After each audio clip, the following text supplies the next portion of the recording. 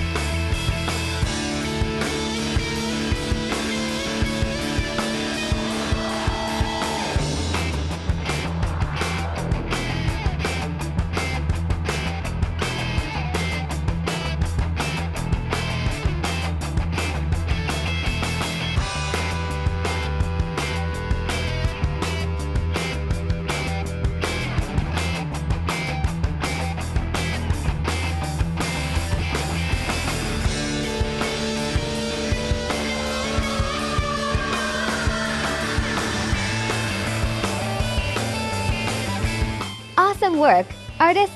Your pencil sketch of Naruto looks bold, expressive, and full of character.